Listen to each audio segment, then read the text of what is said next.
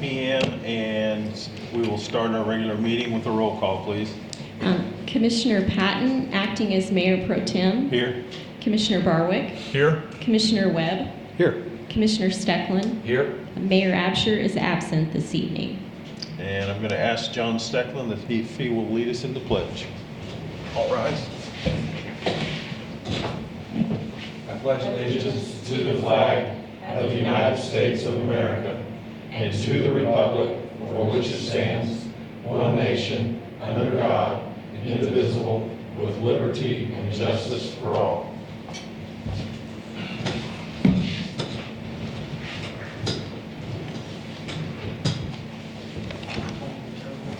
Okay, that brings us to item 3 on our agenda, which is a public comments. But before we get to that, I would like to read a proclamation from the mayor recognizing March 10th through March 16th, 2024 as Girl Scout Week.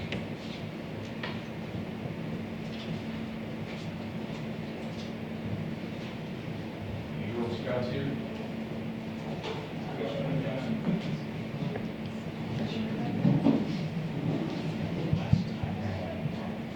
Is it on? Yep. Right up here. Good. Girl Scout Week Proclamation 2024. Whereas March 12th, 2024 marks the 112th anniversary of Girl Scouts of the USA, the largest and most impactful leadership program for girls in the world. And whereas since our beginnings, Girl Scouts has emphasized public service and civic engagement and has fostered a sense of community in girls.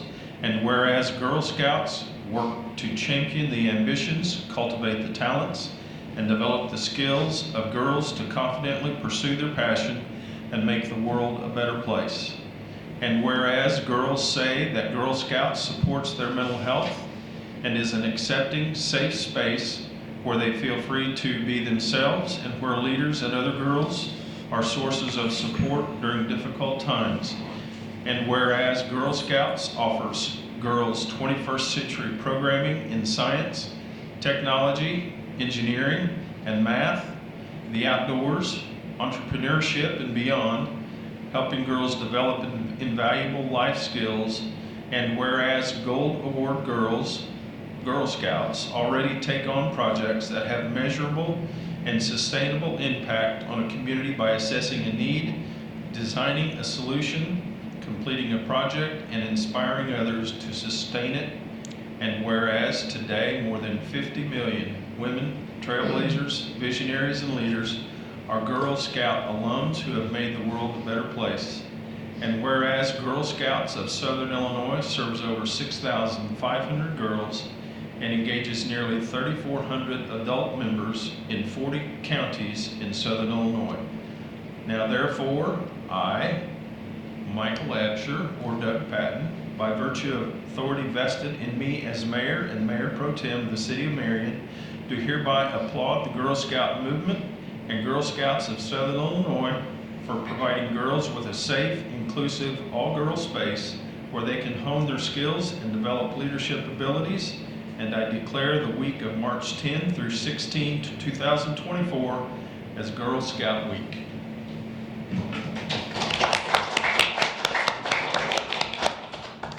Thank you. Awesome, thank you.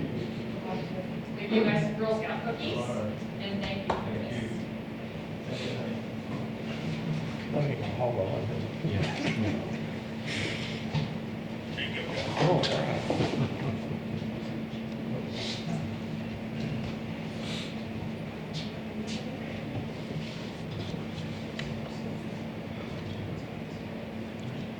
Moving back to number 3, which is the public comment and audience to visitors segment.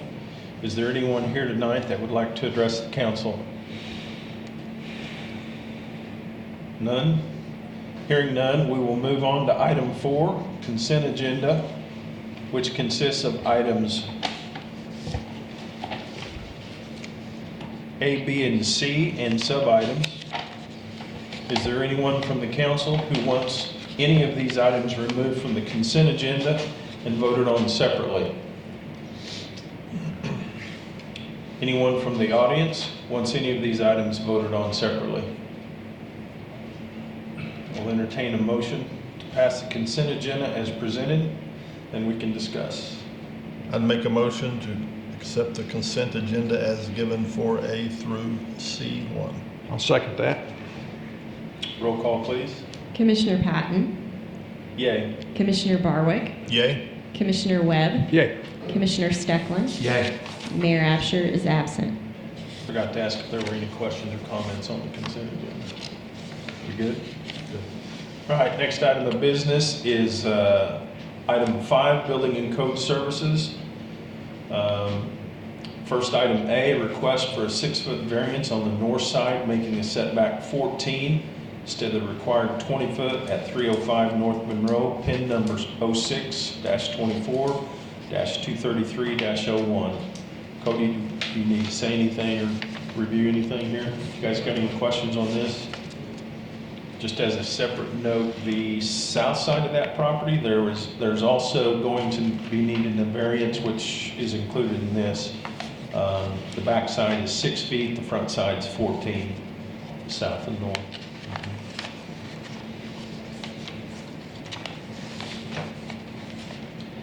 I have a motion on it. Oh, I'll make a motion that we approve the variance. Right, yeah. Approve the variance at 6-foot variance on the north side of the set for the site. Let me start that over. It's written differently. I make a motion that we approve the request for a 6-foot variance on the north side, making the setback 14 instead of the requested 20 foot at 305 South Monroe. A second. I'll second that. Roll call, please. Commissioner Patton, Yay. Commissioner Barwick, Yay? Commissioner Webb, Yay. Commissioner Steckland, Yay. Mayor Absher is absent. All right, item B basically is the same thing. It's a lot next door. Request for 6-foot variance on the north side, making the setback 14 foot instead of the required 20 at 302 South Liberty, PIN number 06-24-233-002. I'll make a motion that we accept the request for a 6-foot variance on the north side, making the setback 14 foot instead of the required 20 foot at 302 South Liberty. I'll second that. Roll call, please. Commissioner Patton, Yay. Commissioner Barwick, Yay? Commissioner Webb, Yay. Commissioner Steckland, Yay. Mayor Absher is absent. All right, item C, a request for a zoning change from R2 General Family Residential to C1 General Commercial at 1205 North Garfield, PIN number 07-18-178-005, and 1207 North Garfield, PIN number 07-18-178-004, ordinance number 3943 for a proposed business, which would be Dollar General. This is commercial lots that face DeYoung Street, catty corner, or across from the Marion City Pool. And the back side of those lots currently are residential. They're asking for a variance to make them all residential so they can build a building. I'd entertain a motion for that.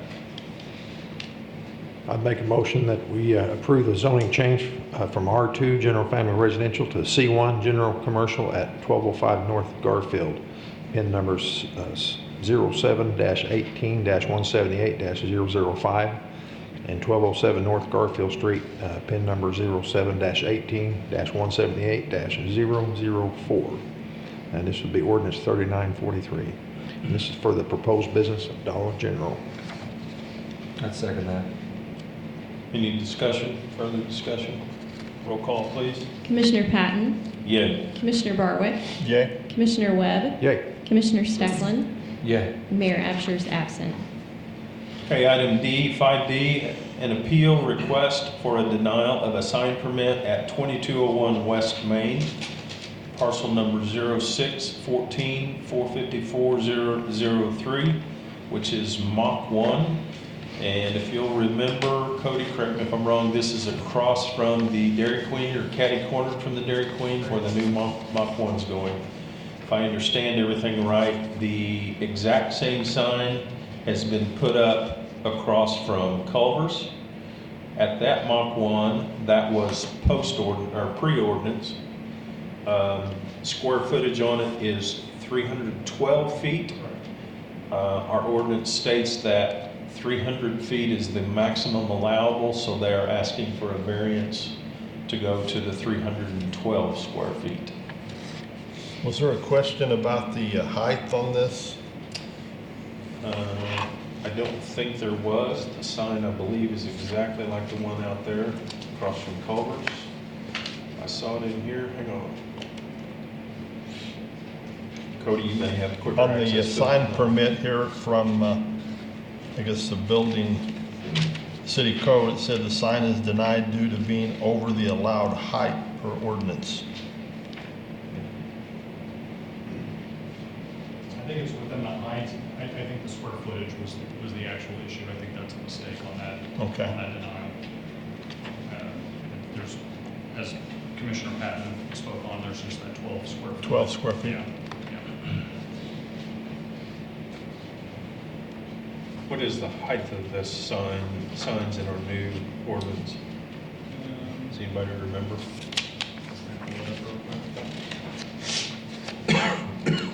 I think the applicant's here tonight if you have specific questions of them. Who is? The applicant is here this evening, Mr. Excuse me, do you guys want to speak on this? Yes.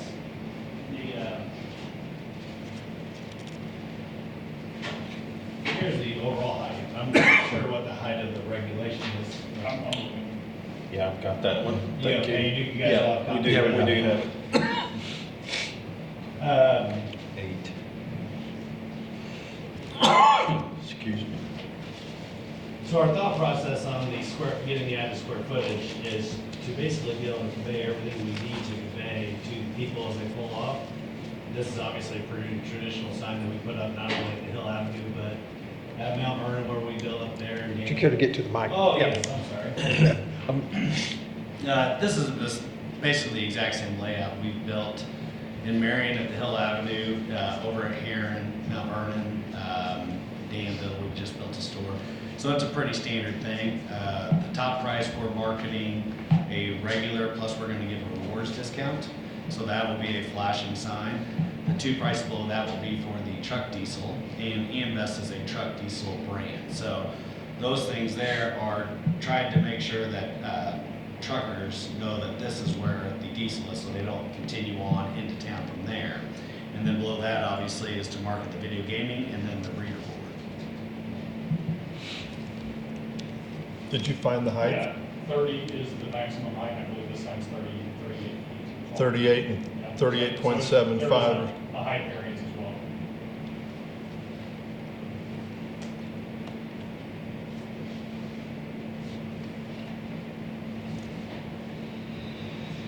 Okay, I'm looking at your drawing here, the top section, the gray section is 6 feet, right?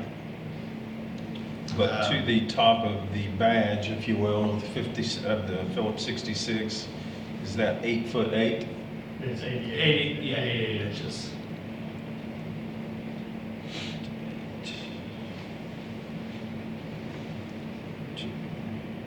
Would this be on, which side? Be on the south side of the sidewalk? Right? It would be south of sidewalk, right? There's nothing else over there, is there? I think so. Cody, do you know, have we denied any other signs for being over in height since our new ordinance went into effect? I don't know if we've had an application. Not that I recall. Do you know what, on the old ordinance, what the height limit was? I'm not sure we have a restriction.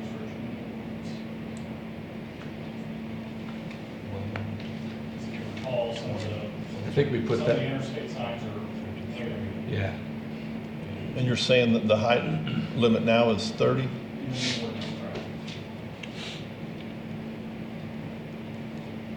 Unless my math is wrong, I come up with 41 something.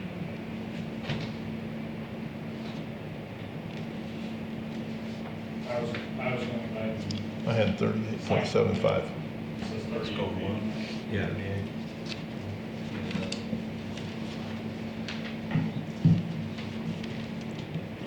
About 8 feet, 4'7". Can you shorten it by 8 feet and still get along with it? I was gonna say, from a clearance standpoint, we would have to take that all the way down, to go the 8 feet.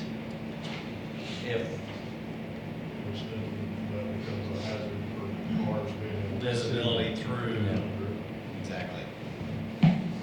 Yeah, I'd much rather have this up, unlike the ones out by the hill out that way. They're sitting on the ground, and you're coming out of McDonald's, they block everything coming from the south. And I'm assuming this will face east and west. Yeah, yes.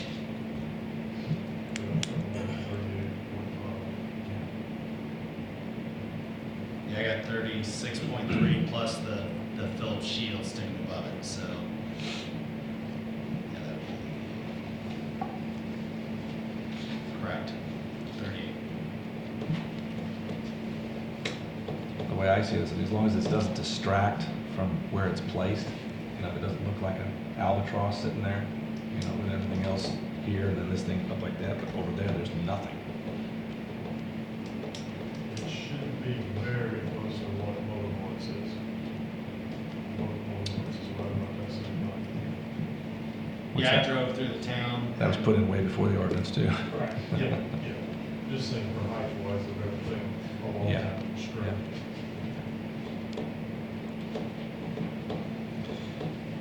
My personal opinion, by allowing almost 9 feet over what we've said is a requirement, we either need to do away with the requirement or change it. I mean, if the next person comes and they want to go just a foot more than this one, do we tell them no? I mean, maybe we need to look at the ordinance and change it. I don't know, but it's kind of like with the setbacks. You know, we have the setbacks, and if every time someone wants a variant on it, that Your first two signs on the bottom, what are those for?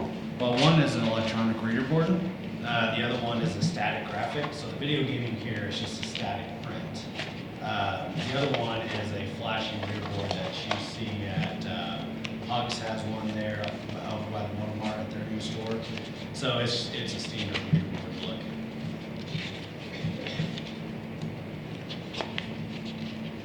Is there a threshold that you would be okay with?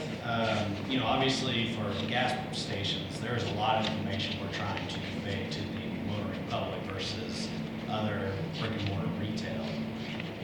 If we got rid of the 50 inches of the video gaming sign and moved it down that,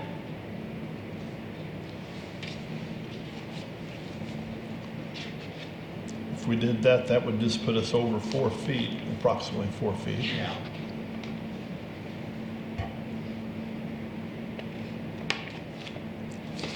I don't know. I hate to look like the stick in the mud, but you know where I'm coming from. No, I get it. Is there any way the Phillips 66 badge can be shrunk and fit on that, or is there a standard? It's a standard national brand. They require a certain size. Yes, it would, I would have to push on them to allow it. Now, I'm not saying that they haven't done that in the Yeah. past, but they like to keep consistency across their brand, Yeah, obviously. I get that. And you're saying on the consistency, the part of the scallops is always above the sign itself? I mean, That is it can't their be dropped down onto the gray background? Well, I guess let me say this, there is no can't. That is their standard branding for their price signs with what they're called their new image. It's called their signature image. I, as part of my branding agreement, they control the look of that, well, they control the look of this entire price sign. What they would say, if I had to push that in, I would have to get with them on that.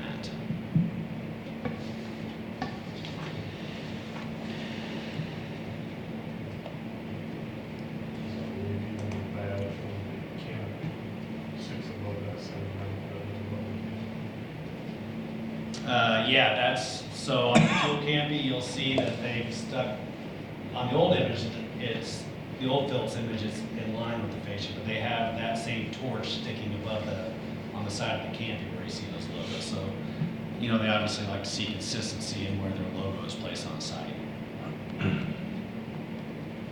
Is there, what else is out there on the south side? Starts with VA. Chamber of Commerce. Has a digital board there. It's not tall, and it's ground mounted. There's a giant oak tree in the back. How close would this be to the sidewalk?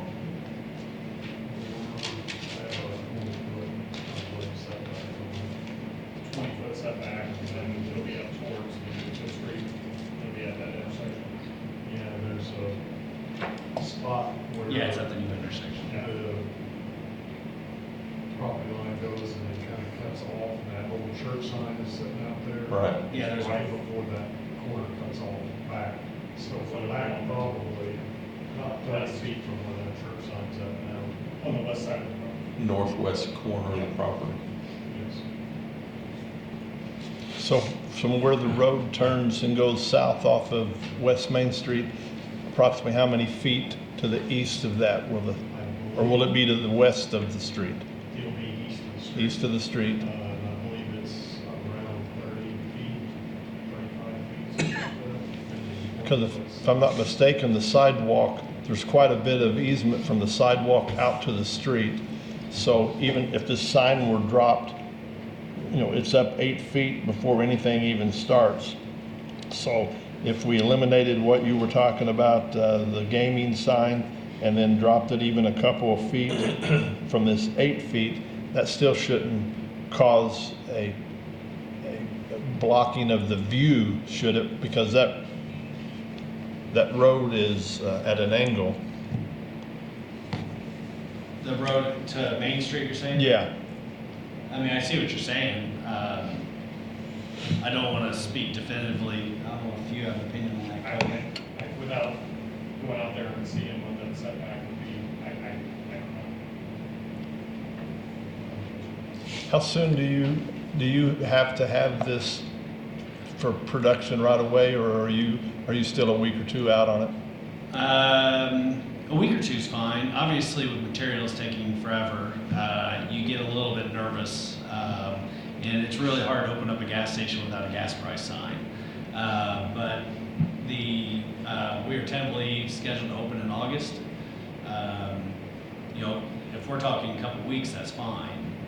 Hopefully, we can come up with something relatively close to that time frame, so we can get production. What's your thought? Changing the ordinance, or?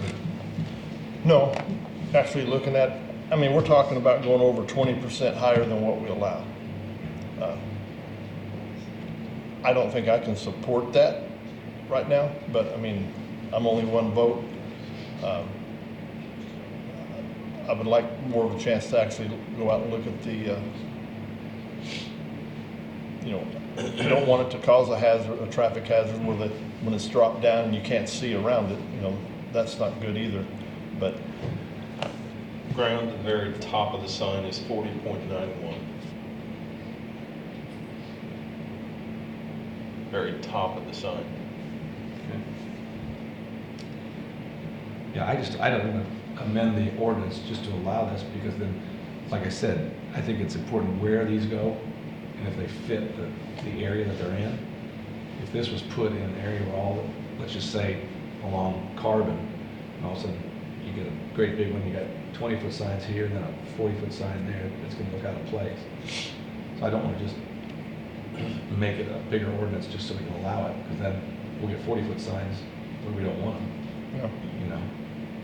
Why don't we do this? Why don't we go ahead and vote, and why don't we look at the ordinance as consideration, maybe go taller? Okay. We can look at that. I think these guys need an answer so they can either hit the pause button or move forward. Mm-hmm. So we have nothing. You might want to make a motion, or I'll make a motion to, I don't know how to make this motion, appeal request for a denial of a sign permit at 2201 West Main Street, parcel 0614454003 for the Mach 1 station. I guess that motion needs to say, Probably either. That makes- I would say affirm Or are it. you making your motion? I'll motion to affirm it. Okay, sorry, not To just affirm approve. the denial? No, to affirm. Approved. Approve the appeal, thank you. I'm not having a good night here at all. And is your Couldn't read motion for the given height? For the given height. I would suggest that we include the graphic, per the graphic. Yeah, So make sure I understand your word. yeah. Good luck with that. Your motion is to allow them to put their sign up. That's Okay. my motion. I'll second Yes. that. Yes, Yeah. that's my motion. Sorry. Could you explain that again, please? No. No. Good luck with that, Tammy. All right, roll call. Commissioner Patton, Yay. Commissioner Barwick, Nay. Commissioner Webb, Yay. Commissioner Steckland, Yay. and Mayor Absher is absent. I do understand your, Yes, I absolutely. do understand your concern on that, and I think we gotta address it because, Something we need to look at as far again, as- if this was in a different spot, I would probably Yeah. say, we I need to think really it's look at this. And I hate to make the one-offs all the time either. Probably close enough to the interstate where the height is okay. I'm all right with that, given the location. Yeah. But yeah, I think we do need to maybe draw a We line. can tweak it. Yeah, Keep that height out of residential areas. Yeah. Keep it out of that kind of stuff. draw a line where we start residential or start a different section. We're close there. Yeah. Yeah. Thank you, gentlemen, for your time. All right, thank you. All right, item 6. Cody, I'm gonna excuse me, have you go over these. We had two TIF applications come in over the last few weeks.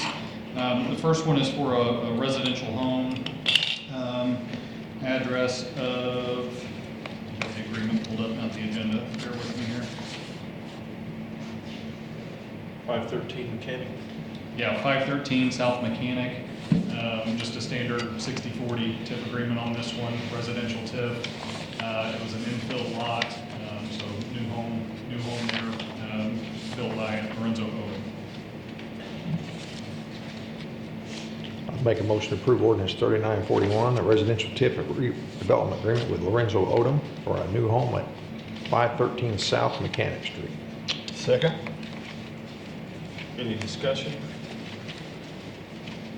Roll call, please. Commissioner Patton, Yay. Commissioner Barwick, Yay. Commissioner Webb, Yay. Commissioner Steckland, Yay. and Mayor Absher is absent. Okay, the second TIF agreement is, I guess it's a professional building. I heard Lisa Wharton there on South Vicksburg. The building itself faces the hub parking lot, so it's just south of Main Street, right south of Smoothie King.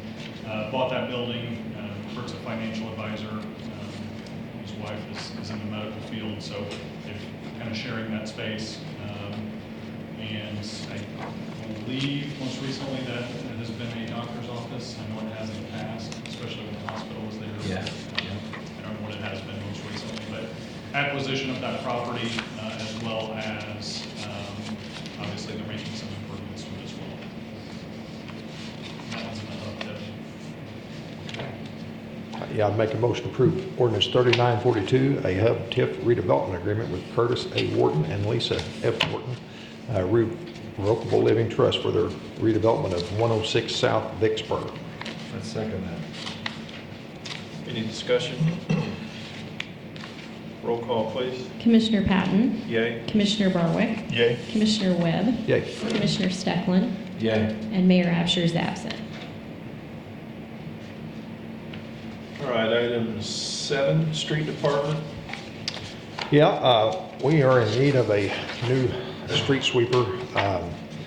And I'll just go ahead and put that in a motion to approve the order of a 2024 street sweeper included in the fiscal year 25 budget and expected in the spring of 2025. It's almost a year lead time on that. And talking to Doug before the meeting, it looks like we'll keep our existing street sweeper, so this will be supplemental. And we got a lot of streets to sweep for sure, so that would be a big help to us. And that'd be my motion. I'd second that. Any discussion? Yeah, can we make sure that this gets in the parade too, along with our back that we got from the sewer department? Safety glasses. Sure. Yeah. Yeah, absolutely. This These is are not, nice. not like your traditional street No. sweeper like we know, right? It's actually a truck, right? An expensive truck. All right, roll call. Commissioner Patton, Yay. Commissioner Barwick, Yay? Commissioner Webb, Yay. Commissioner Steckland, Yay. and Mayor Absher is absent. All right, item 8, discuss and approve the purchase of a new internal radio communication system from B&I Supply using funds received from a donation by the Layla Duty Estate. I would make a motion to approve that purchase of the new internal communication system from BMI Supply, using those funds received from Lala Duty State. I'll second that. Any discussion? This is needed. If you've been to shows there, the current system is a little bit, with everything else that's at the Civic Center and how nice it is, this will be a nice thing to have. Artists will appreciate this, so, and the crews especially.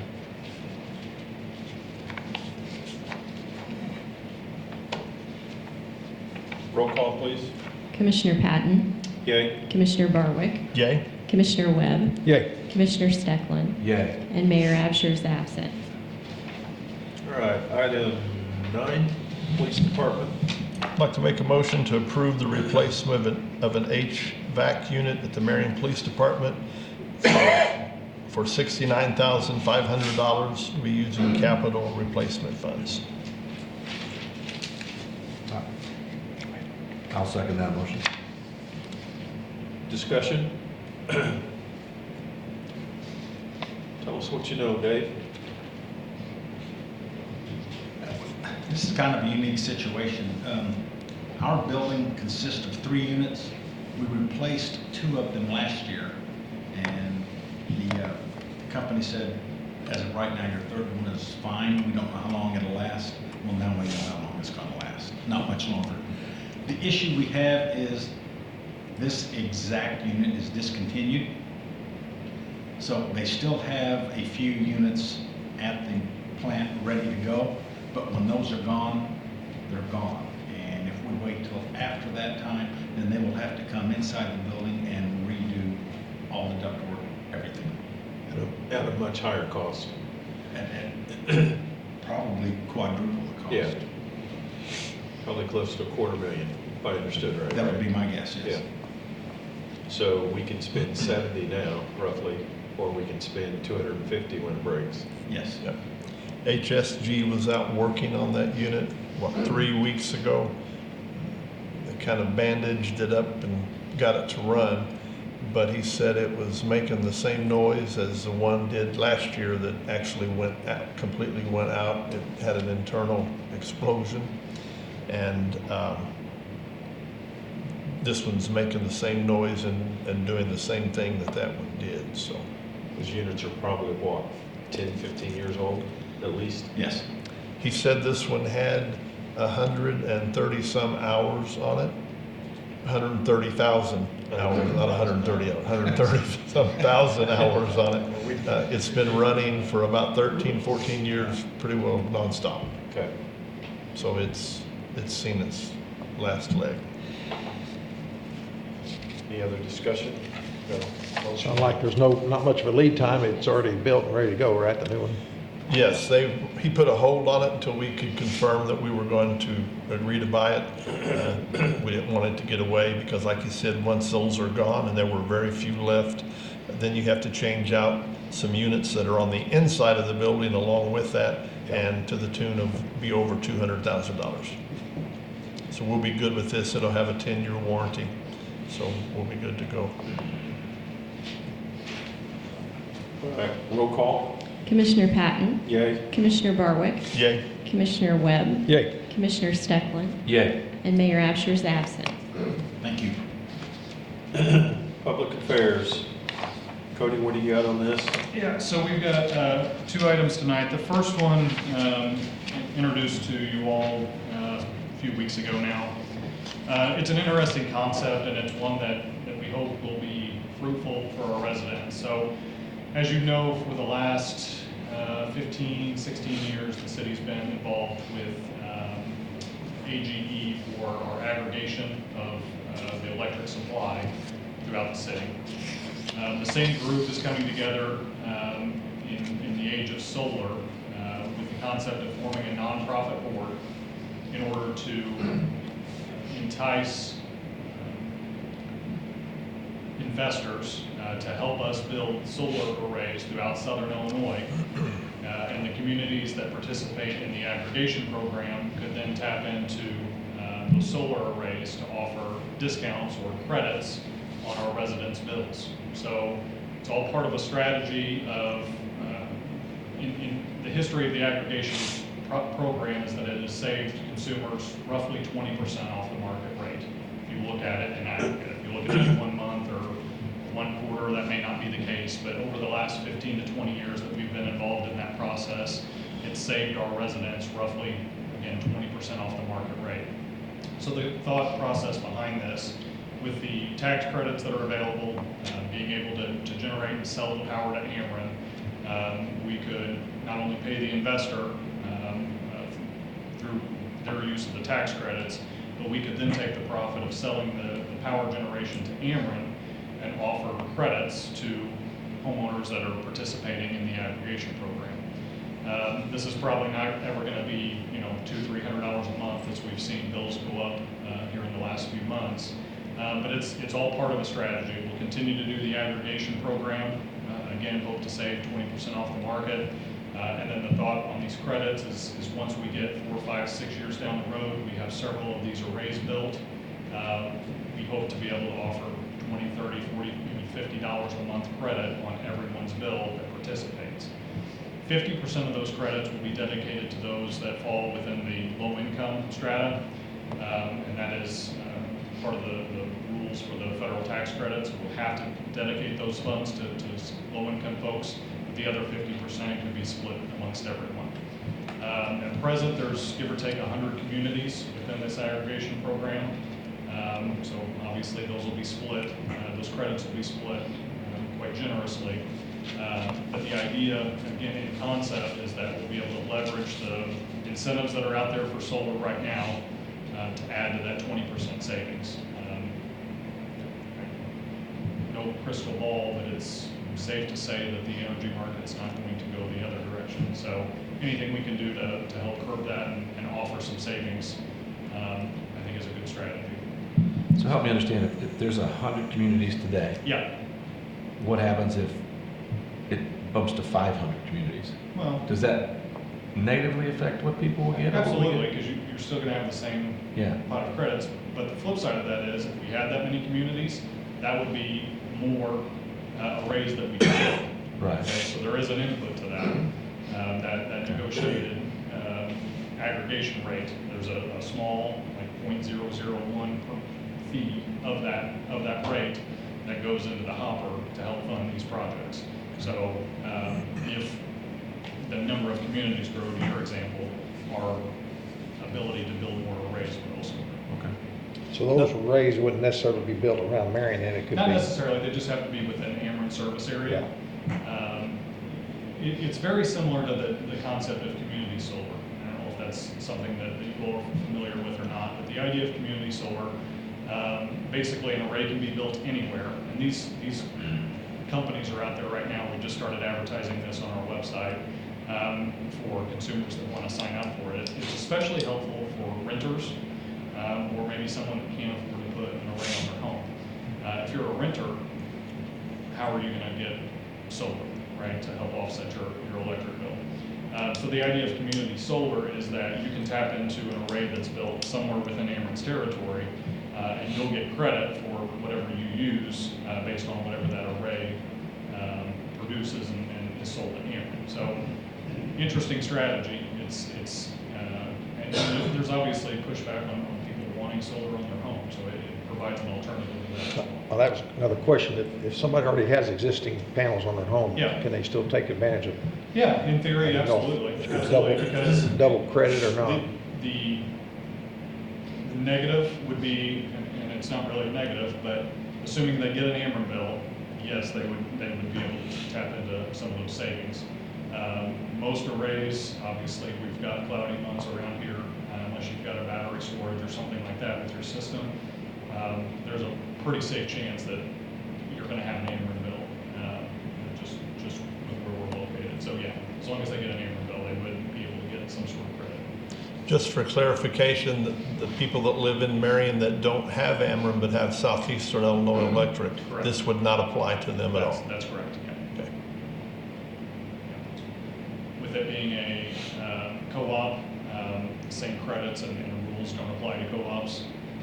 So this is only those that are, in Illinois, it would be Ameren and ComEd that would be able to take advantage of this kind of program. So is there any financial commitment from the city? Not at all. The city would never have to expend $1 on this process.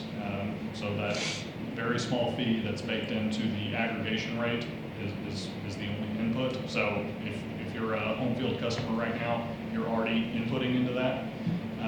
But as far as the city having to expend anything, absolutely. So if I'm John Q. customer, Yep, and I get an Ameren bill through Home Field, yep, or Home Field's my supplier, I guess. that's correct, yep. How do I get the credits? By tapping into this? So Do I have to apply? so as long as you're a home field customer, the concept is we're forming this nonprofit board. The board will understand the inputs and the outputs on any given year and then be able to expend those credits to everyone that's participating. So we'll have a lump sum of money that we'll be able to push back to the consumer. And so the opportunity that was presented to us through AGE, who's our energy consultant, they kind of came to me and wanted to know if the city wanted to participate and be one of the initial board members. I said absolutely, because again, we'll be able to have a seat at the table when it's determined what that pot of money is and how it gets pulled out. Yeah.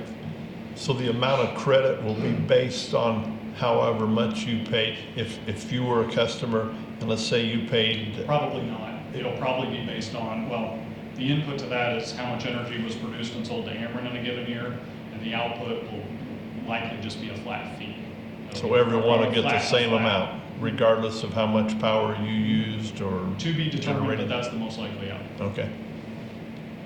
Because I would assume one array or one field might produce better than another at any given time, right? It's plausible. Possible? Yeah, it's plausible, because it could be, So I would say we think, built one in Centralia, and the sunshine down here all day, but maybe it was cloudy in Centralia. So Exactly. Absolutely. I mean, it's a law of averages, but But it'll all be aggregated together. yeah. Okay. I'd make a motion to adopt resolution 2024-09, entering into an intergovernmental agreement with the SIAP Solar Incorporated, and also appointing Chief of Staff Cody Moat to the Board of Directors. I'd second that. Any further discussion? Roll call, please. Commissioner Patton, Yay. Commissioner Barwick, Yay? Commissioner Webb, Yay. Commissioner Stefan, Yay. and Mayor Absher is absent. Okay, the last item on the agenda, 10B, discuss and approve the submission of a letter of intent to Straight Up Solar for the development of 4 solar arrays at the Marion Fire Department, Hub Rec Center, Marion Police Department, Club 60. Yeah, keeping with the solar theme tonight, so, again, because of those added costs, we've been looking at alternative strategies for some of these buildings, some of our city-owned buildings. And the Illinois Solar for All program allows nonprofits and local government entities to basically work with a investor, as I mentioned earlier, to install these arrays. Obviously, we're not going to get any kind of tax credit as a local government nonprofit type of structure. So we work with an investor, they build the array, they receive the tax benefit, and then the nuance to this is years 1 through 6, we don't own the array, the investor does. Year 7, they turn it over to us. However, because of some of the rules in the Illinois Solar for All program, they maintain it through year 15. So we basically get 15 years worth of free solar panels. Years 1 through 6, there is a small electric charge or supply charge. It will be very minimal. We will see savings, as you can see. I put a sheet on your desk. It doesn't include the hub. The hub's interesting because it is such a large power producer. Covering the entire roof of the hub and putting a strip up the middle that's ground mounted that will basically provide a canopy up the middle of the parking lot, thinking east-west of the center aisle, will only offset 30% of the hub's usage. Still a savings. If we could produce some of that by the sun and not buy it off the grid, it's still a savings. But between the three in front of you, the Marion Police Department, the Marion Fire Department, and Club 60, most of these facilities are going to see an offset of north of 50, 60% in a given month. Obviously, cloudier months, that won't be the case. They won't have a battery storage backup or anything like that. But we can start to see some significant savings over the life of these panels. As you can see, the police department close to 400,000, fire department close to 300,000, and then the Club 60 being a smaller building, only about 170,000. But again, substantial savings that will make a positive budget impact. What's the lifespan of these things? Typically 25 years. 25? Yeah. There is some maintenance done from time to time between them. I've noticed some of the local house wash companies are starting to advertise solar panel cleaning. There are some things that you can do to improve efficiency, but typically over the life, you can expect a 2 to 3% decline in production every year. Okay. This isn't the same company that we have putting the No. panels in? Well, to be determined. Yeah, We don't have the company yet. maybe. And what's the time frame on this timeline? So the only thing that will take an inordinate amount of time would be the approval process through the state for the tax credit benefit. There's an application process that goes in through the state. That was part of the hang-up down at the sewer department. My understanding of that project is that all those approvals have been done and either the panels are on order at this point or I think that was the last update. That's the last I heard. Okay. But those float, right? At the water. At the water department, they do. Yeah. So on the At the rest sewer of department, they don't. yeah, Okay, the question I have with some of these buildings, yeah, obviously they've got to be attached somehow. yes. Typically, is that through the roof? Yeah, so the. And who's responsible if they're determined that there's a roof leak now that we've screwed something, some kind of framework? Years 1 through 15, the owner will. That's not us. So it'll be whoever we contract with. If one gets damaged, if one's not producing, full maintenance, they will come out and maintain these panels. Roof leaks, anything like that. The one caveat to the 4 buildings is that the Club 60 needs a new roof. So that's something that we're going to have to tackle ahead of time. Fire department got a new roof a couple of years ago, and I believe the police department roof is in fine shape, so I don't think we have an issue there. And the hub is a little less than 10 years. It's Yeah. 10 years old. That's the one that kind of worries me. And we can't screw these to the pavilion. Uh, No. no. No. So these 3 buildings qualify automatically because the definition of the solar credits. These are community facilities that offer something to the community. We've got to argue that at the hub, just because the state's not going to know what the hub is without us explaining it. So that one will be a little more of a stringent approval process than these three. These 3 automatically qualify. In the fine print, and maybe Wendy can address this, if we have these installed and then 5 years from now we have a problem with the roof, not that they necessarily did anything, but we've got a problem now that we've got to apply new roofing. Yeah. Are we responsible then for removing the panels? To be determined, but I would imagine that's likely. It's typically how that works in that process. And just to clarify, what you're voting on tonight is just a letter of intent for them to further explore this process. Contract yet. Yeah, Okay. there's been no fine print presented at this point, so Okay. I'm just speculating that would likely be the scenario. Okay. This is just for them to go through the process, work with the state to see if they could get approvals. Once they get approvals, they'll be able to work with their investor At that point, we'll know who the company would be that would install them, and then we'll get into the. And then you'll be into the, okay. Yeah. Yeah, that's something we would certainly want to look at, is those types of things in the contract. Yeah.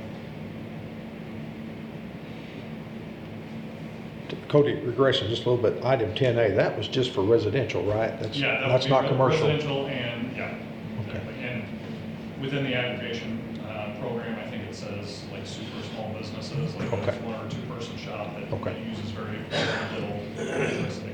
Okay, Correct. yeah.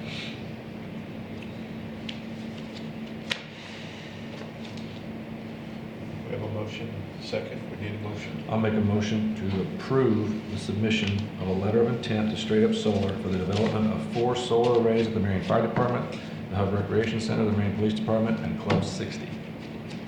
Second. Further discussion? Roll call, please. Commissioner Patton, Yay? Commissioner Barwick, Yay? Commissioner Webb, Yay. Commissioner Steckland, Yay. Mayor Absher is absent. I'm going to go ahead and skip to number 12, under miscellaneous. I think, Cody, you would like to address our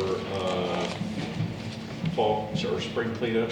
Yeah, so it was announced last week, the new schedule for spring cleanup and the new process. And obviously, we've received a lot of phone calls, a lot of strong words on social media. And I wanted to address why that change was made for anyone that wants to hear it. So this process was allowable or is allowable under our franchise agreement with Republic Services. They allow essentially a certain amount of tonnage. Doug, do you know what that number is? 250 free tons of dumping each year. So that's stuff that we can pick up or take out to the transfer station. Last year, progressively, we tried to tighten the rules each year. Obviously, we define the rules. Things have to be bagged, boxed, all in the interest of time and efficiency from the street department's end. It's supposed to be about a 2-week process, and I think last spring it took us the better part of 6 weeks to do that. And really, that's the main issue. Sidelining the street department for 6 weeks with everything that we ask of them, and especially this time of year when they're prepping for street maintenance in the summer, cleaning out ditches ahead of rain, and all the other things that we ask of them, sidelining them for 6 weeks is not viable. We think that there's a couple reasons for that. Obviously, even though we had set these rules about certain numbers of bags and things being boxed and that sort of thing, we had people cleaning out entire homes, putting it on the curb. We had people coming from other towns and putting stuff where they knew maybe a house was empty that we caught in the process last year. And so even though we tried to operate within the rules that we put out, if people put stuff on the curb like that during this cleanup process, we're just not going to pick it up. The street department takes pride in making the town look good, and so they're going to continue to do that, even though it took them 6 weeks last year. So we knew we had to change that process a little bit, in the fact that we had people bringing stuff from other towns in. I hate to say kind of was the icing on the cake to kind of ruin this process, but that was a big part of the internal discussion on making this change. So, to that point, we did hear that it would be hard for people to get out there that work, so we tried to add some Saturday dates, and I realize there's people that work 6 days a week out there. It's unfortunate that we had to make these changes, but we can't continue to sideline the street department for 6 weeks. 250 tons is a lot. Last spring, we went over that by 100 tons. So over the course of 6 weeks, the street department picked up 350 tons of people's stuff. So again, we wish that wasn't the case. We know that especially now, know that people appreciated that process, but unfortunately, it's just not sustainable. So that's why we made the change we did. I don't know if you guys have any specific questions. I know everyone's heard it, and I'm sorry for that, but unfortunately, we had to make that change.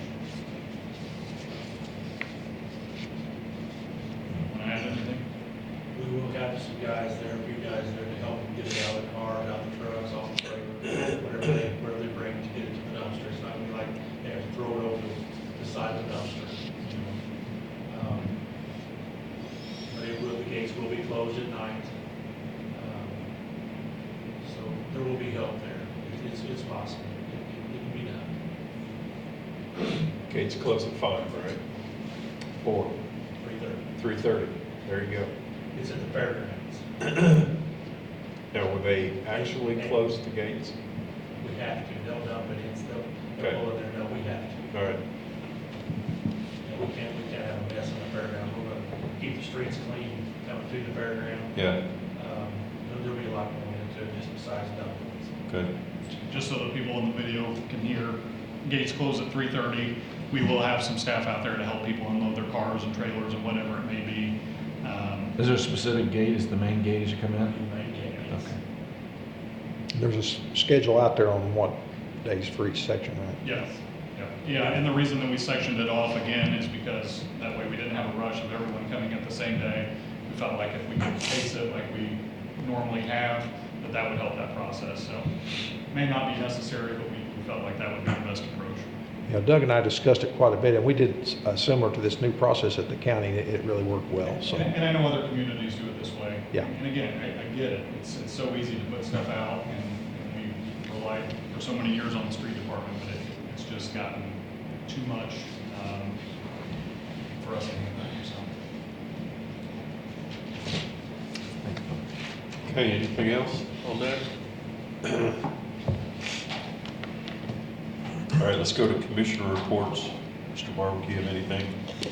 Yes, from the fire department for the month of February, we had 12 fire calls, 1 explosion call, 7 rescue and EMS calls, 7 hazardous conditions with no fire, 7 service calls, 17 good intent calls, 17 activated alarms, for a total of 68 for the month.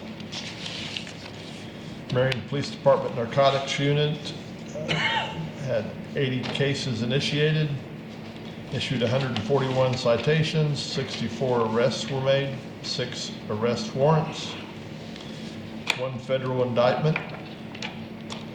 There were 31.6 pounds of cannabis seized, 103.4 grams of methamphetamine, 6 grams of fentanyl, 10.1 pounds of cocaine, 142 grams of a controlled substance, 4 alcohol offenses, 4 controlled purchases, 5 search warrants, 3 weapon offenses, 3 sex offenses, 4 proactive retail thefts, 3 controlled deliveries, 6 package interceptions, $6,080 of currency seized, and 1 vehicle seized. And for the Marion Police Department, for the month of February, there were 49 city ordinance violations, 292 criminal traffic citations, 50 warrant arrests, 330 incidents reported, 133 traffic accidents, and 3 DUIs. For the month of February, there were 1,817 dispatched calls, 1,568 911 calls, 3,626 non-emergency calls, and 142 ambulance calls. And that's all I have. Good. Mr. Webb? Yeah, street department, we've been doing some drainage and tile work out in the Spring Garden neighborhood. Working on sidewalks on the corner of College Street and Market Streets. Running the leaf vacuum, getting ready for all the spring rains. Patching a lot of roads and rough railroad crossings. Also trying to clean some brush out of the creeks and get that opened up for the spring rains as well. So we've been staying busy. We appreciate their hard work. Everything looking good at the cemetery, getting ready for all this grass to start growing. So getting the blade sharp. John? Since last report, the water department reporting 5 meter pits were repaired or replaced, 3 water leaks were repaired, 2 services were updated, 3 fire hydrants were repaired. As you know, the EPA has thrown all kinds of stuff on cities and municipalities to make sure that we're in compliance with their new regulations. We have 75 services left to verify the material type for the EPA. Over 9,000 of them have already been visually inspected, so we are well ahead of the curve on that. did want to read a letter that we received. I don't know if you're aware that we donated 2 mosquito foggers, our old ones, to the city of Johnson City. This is from the mayor of Johnson City. He says, "Dear City of Marion, the City of Johnson City would like to thank you for your generosity and donation of 2 mosquito foggers. They will be greatly utilized, and the camaraderie of fellow municipalities does not go unnoticed. If we can ever assist the City of Marion in any way, please don't hesitate to reach out. Sincerely, Doug Dobbins, Mayor of Johnson City." So it's very nice. Thank you for that. Last thing, I mentioned to Terrence ahead of time, but again, the array of things we get at the Civic Center never cease to amaze me, and the quality of shows that we get. And that was very evident this weekend at the Michael Jackson show that was here over the weekend. It was absolutely phenomenal. They left here and they're now doing I think a 4-month residency in Branson. So that's the quality of shows that we get there, and it blew people away. I mean, I didn't know really what to expect if this was just a tribute band. It was not a tribute band. It was well beyond that. So kudos to Josh and all the crew over there. So keep up that great work. Some big name announcements will be coming forth soon for some pretty exciting shows too. So I'm not going to blow it for Josh. Awesome. That's all I got. All right. I've got nothing for my department. We still writing checks and balancing the books. That's about all we do down there. Not really. We do a lot more. I think there's no need, unless you guys have something, for executive session. Nope. Anything? Nope. All right. Motion to adjourn. I'll make a motion to adjourn. Second? Roll call. Commissioner Patton. Yeah? Commissioner Barwick. Yay. Commissioner Webb. Yay. Commissioner Steckland. Yeah. And Mayor Absher's absent. Thank you all.